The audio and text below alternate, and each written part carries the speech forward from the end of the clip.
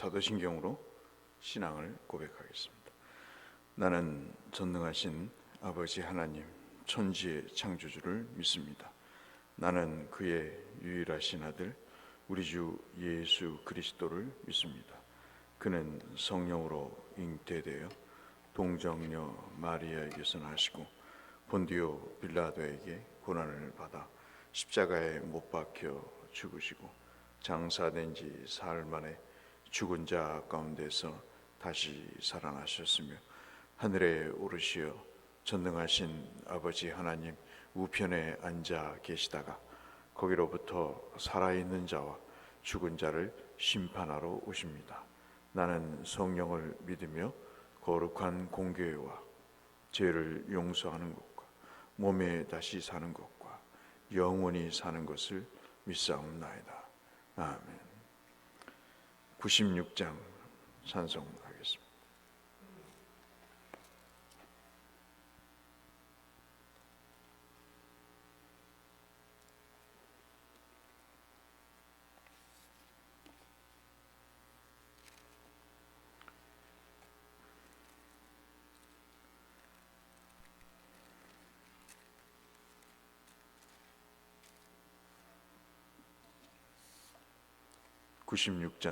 예수님은 누구신가? 예수님은 누구신가? 우는 자의 위로와 없는 자의 풍성이며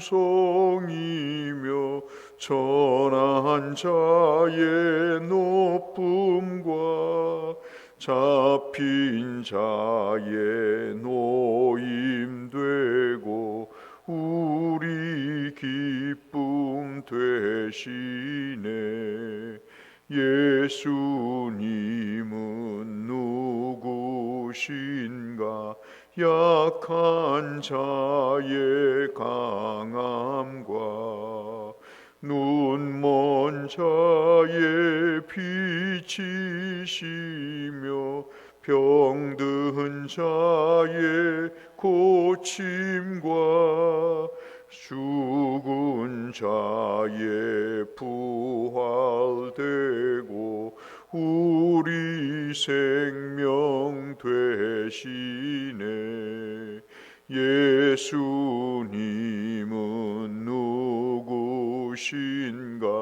추한 자의 정함과 죽을 자의 생명이며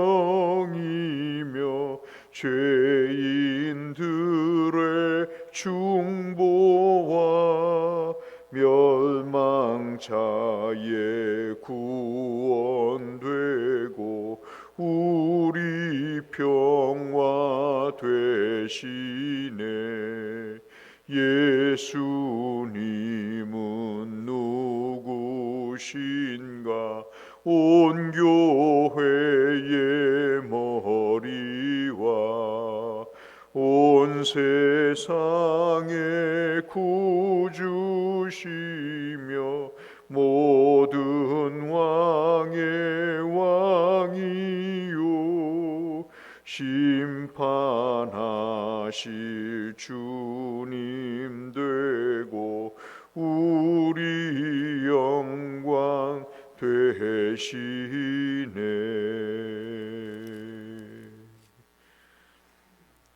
출애굽기 2장 말씀을 보겠습니다.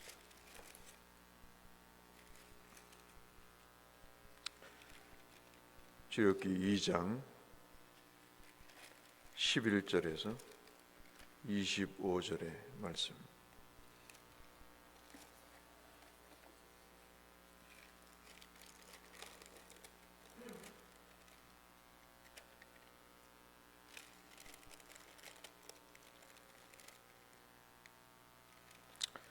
출애굽기 12장 11절에서 25절의 말씀.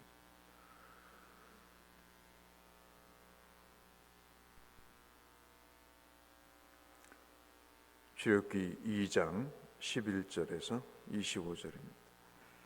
모세가 장성한 후에 한 번은 자기 형제들에게 나아가서 그들이 고되게 노동하는 것을 보더니 어떤 애굽 사람이 한 히브리 사람 곧 자기 형제를 치는 것을 본지라. 좌우를 살펴 사람이 없음을 보고 그 애굽 사람을 쳐 죽여 모래 속에 감추니라. 이튿날 다시 나아가니 두 히브리 사람이 서로 싸우는지라. 그 잘못한 사람에게 이르되 내가 어찌하여 동포를 치느냐 하매 그가 이르되 누가 너를 우리를 다스리는 자와 재판장으로 삼았느냐. 내가 애굽 사람을 죽인 것처럼 나도 죽이려느냐. 모세가 두려워하여 이르되 이 일이 탈로 되었도다. 바로가 이 일을 듣고 모세를 죽이고자 하여 찾는지라.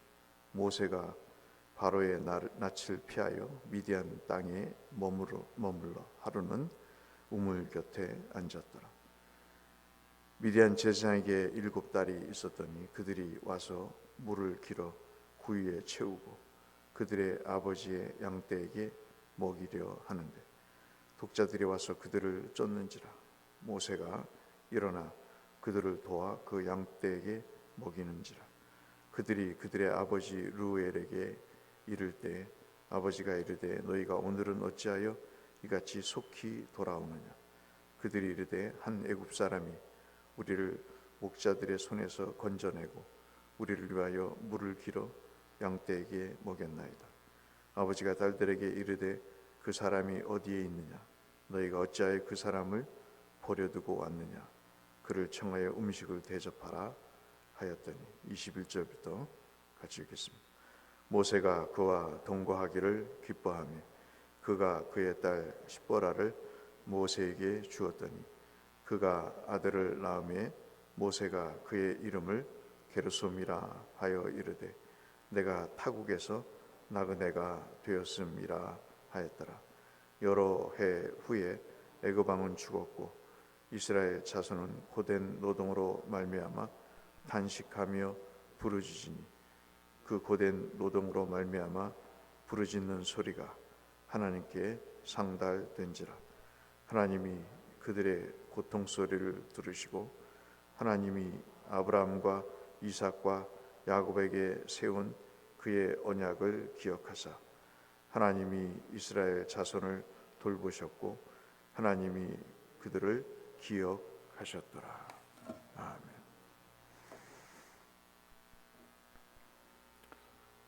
신앙생활을 하면서 하나님을 향해서 우리가 영적이든 육적이든 체험을 해야 될 필요가 있는 것은 하나님을 알아야 되기 때문에 그런 것입니다. 제일 불쌍한 부부가 평생을 살면서 부부간에 배우자 간의 상황을 모르는 거죠. 그래서 성격 탓으로 황혼 이혼을 하고 그리고 받았던 수치와 모욕을 황혼 이혼을 통해서 되갚아 주겠다고 하는 그런 무지한 결정을 내리기도 합니다. 성도 간에는 어떻습니까? 성도 간에 10년, 20년 살아도 그 사람을 알지 못하고 알 필요도 없다고 생각하고 알고 싶지도 않은 그런 상황 속에 놓여 있는 것은 서로를 위해서 굉장히 비참한 일이 아닐 수가 없는 것이죠. 여러분 출애굽기 2장을 읽으시면서 어떤 생각을 갖고 계시는지요?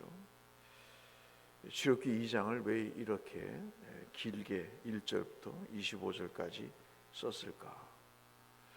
오늘 저와 여러분이 함께 나누고 싶은 것은 상황은 최악입니다. 참 최악이에요. 여러 가지를 보면 진짜 최악입니다. 뭐 하나 기쁨이 없는 그런 상황이죠. 여러분 보시다시피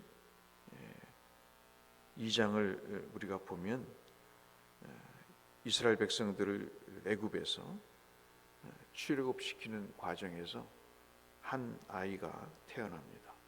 모세를 준비하죠. 그리고 그의 성장 과정을 이야기를 합니다. 우리가 읽지 않았지만 앞부분에서 그런 내용이 나오죠. 레위 부모를 둔 부모 사이에서 아이가 태어납니다. 참 특이하죠. 레위인입니다. 바쳐지는 거죠. 레위인은 하나님 앞에 제사를 드리고 그 하나님의 뜻을 묻고 그것을 행하는 사람입니다. 소유도 없고 그리고 의지할 것은 오직 하나님밖에 없는 사람인 것이죠. 그런데 우리가 알다시피 출애굽기 1장에서 남자아이가 태어나는데 나일강에 던져집니다.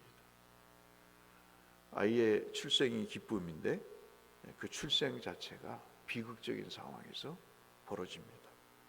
여러분 한번 상상을 해보셨나요?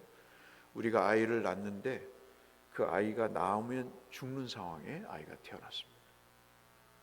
그걸 여러분 어떻게 받아들이겠어요? 그런데 아이가 태어났습니다. 그리고 갈대아 상자에 몸을 맡긴 채 나일강에 떠내려 보냅니다. 하염없는 눈물을 흘리면서 그 어머니는 그 아이가 어디에 악어밥이 되지 않을까, 어디 나뭇가지에 걸려서 전복이 돼서 물에 빠져 죽지는 않을까.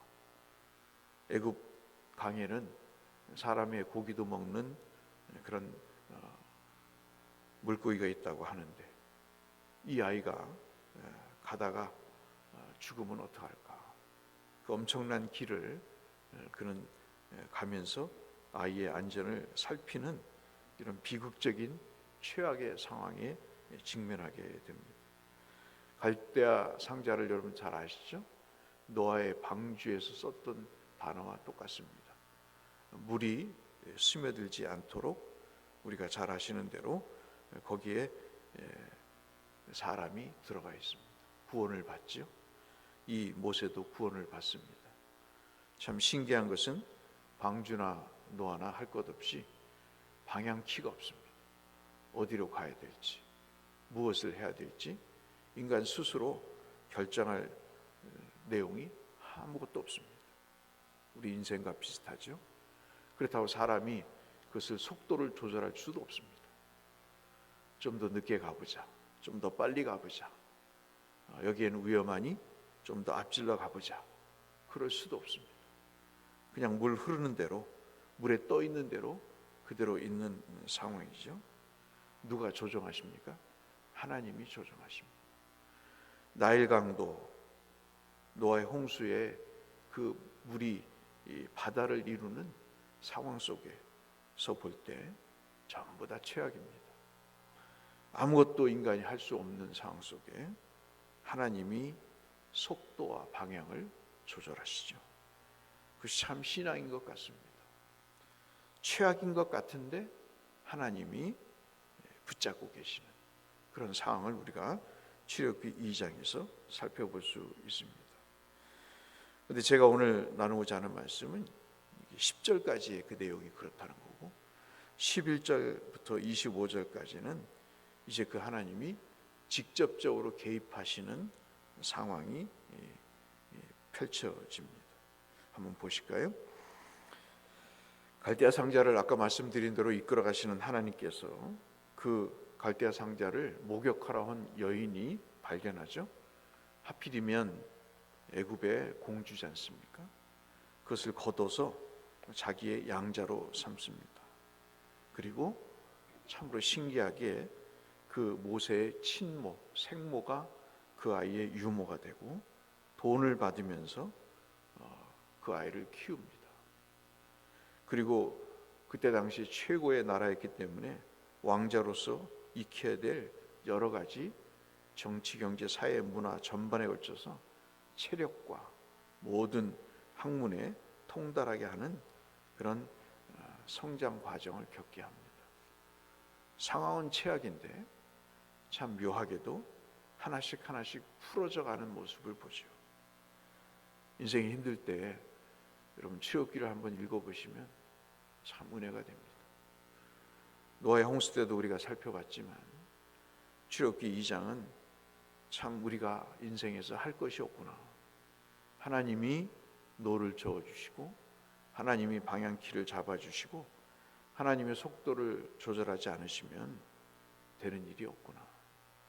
그 속에서도 하나님이 원망스럽게 안 계시는 것 같지만 이러한 상황 속에서도 하나님은 출애굽을 위해서 하나씩 준비해 가고 계시는 것을 우리가 보면서 이게 참 신앙이구나 하는 생각을 하죠.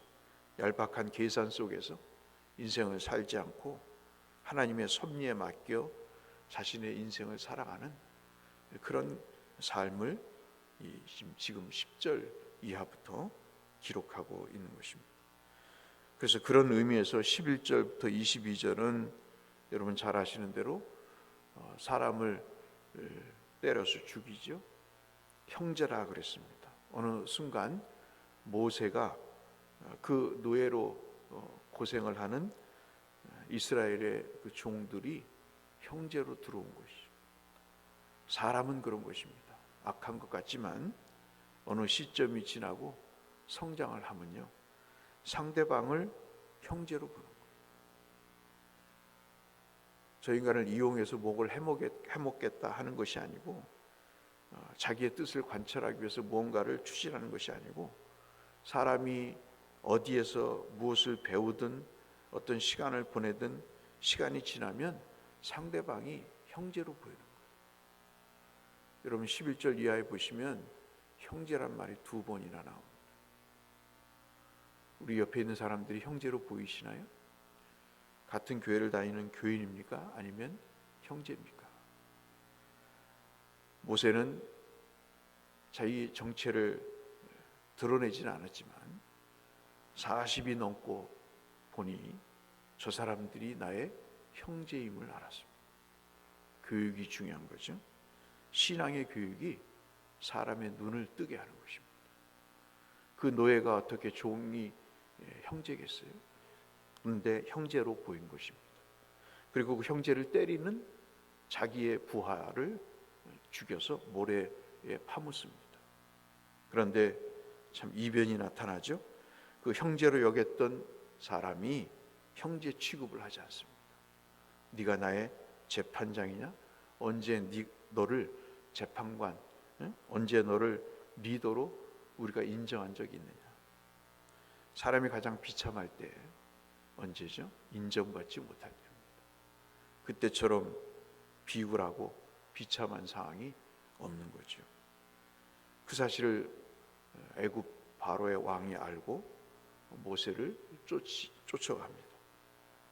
미디안 광야로 도망가서 루엘이라고 하는 제사장과 만나서 그 딸과 십보라와 결혼을 하죠.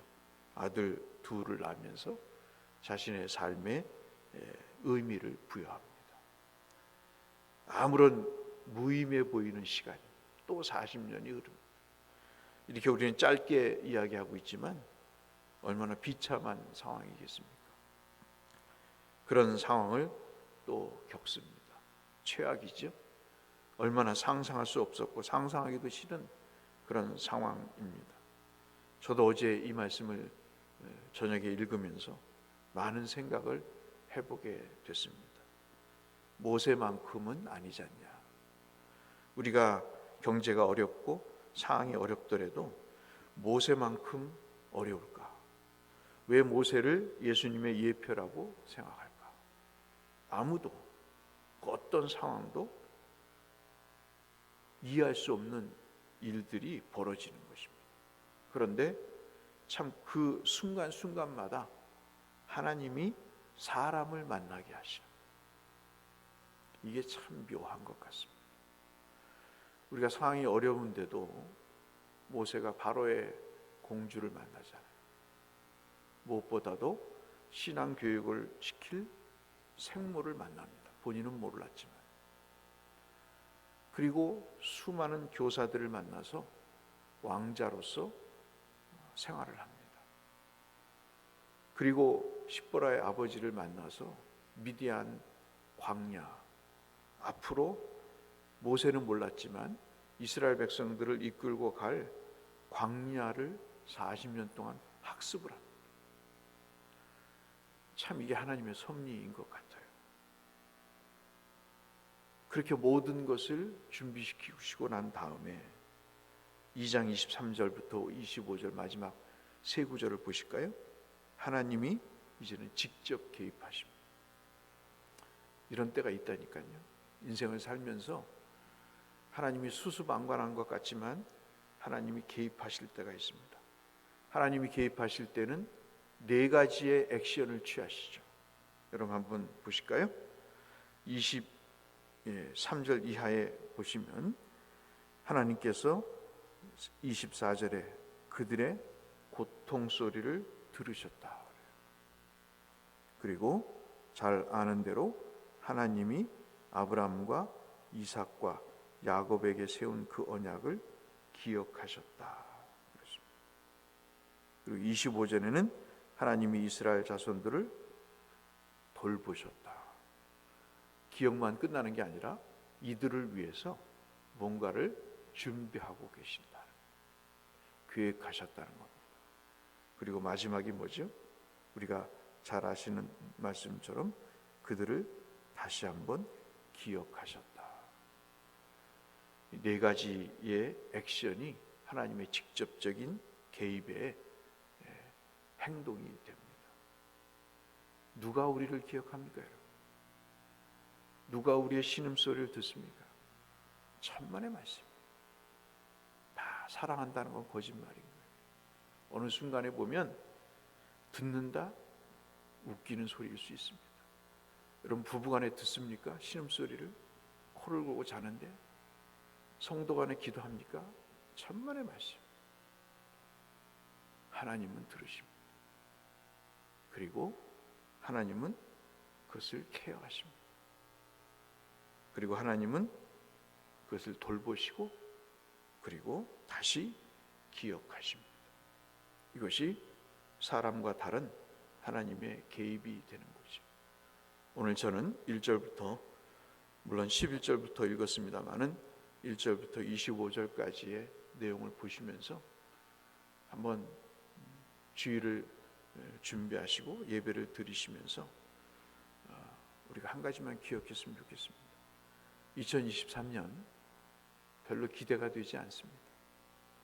그런데 경제적으로, 사회적으로 엄청난 어려움이 있을 것 같습니다. 상황은 최악이죠.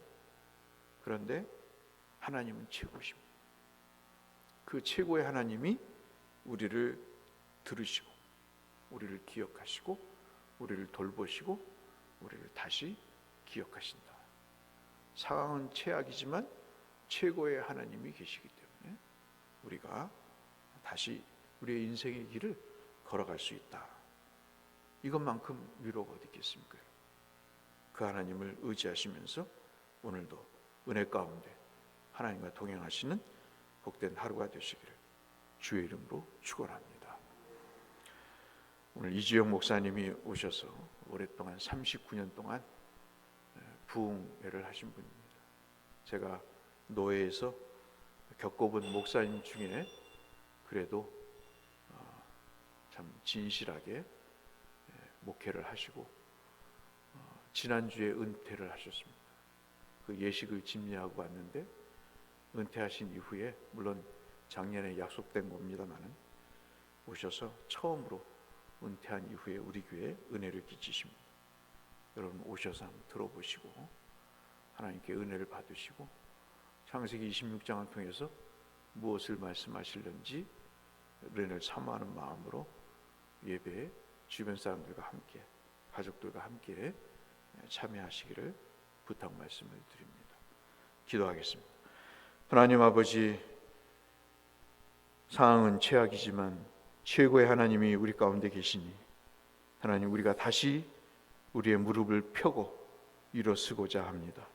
성령께서 함께 하셔서 은혜 가운데 우리를 인도하심을 확신하며 내일에 펼쳐질 하루의 삶의 걸음도 주님 뚜벅뚜벅 걸어갈 수 있도록 역사하여 주옵소서. 예수님 이름으로 기도드렸습니다. 아멘. 하늘에 계신 우리 아버지, 아버지의 이름을 거룩하게 하시며 아버지의 나라가 오게 하시며 아버지의 뜻이 하늘에서와 같이 땅에서도 이루어지게 하소서. 오늘 우리에게 일용할 양식을 주시고 우리가 우리에게 잘못한 사람을 용서하여 준 것 같이 우리 죄를 용서하여 주시고 우리를 시험에 빠지지 않게 하시고 악에서 구하소서. 나라와 권능과 영광이 영원히 아버지의 것입니다. 아멘. 주일 예배를 위해서 우리의 모두의 기도 제목을 위해서 특별히 어려움 가운데 계신 성회사님들, 미자유교회 농어촌교회 목사님들을 위해서 함께 기도해 주시기를 바랍니다. 기도하며 하늘을 위해서 나가겠습니다. 기도하겠습니다. 아버지 하나님 감사합니다. 오늘도 우리를 깨워주시니 감사합니다. 우리를 하나님 앞에 서게 하시니 아버지 감사합니다. 우리를 기억하시고 우리를 돌보시고 우리를 들으시는 하나님 앞에 기도할 수 있도록 은혜 주시니 하나님 감사합니다. 쉽게 왔사오니 우리를 새롭게 하여 주시고 우리를 하나님의 은혜 가운데 붙드사 이기는 자가 되게 하여 주시고 하나님 거룩한 언약의 참여자가 될 수 있도록 주께서 도와 주시옵소서.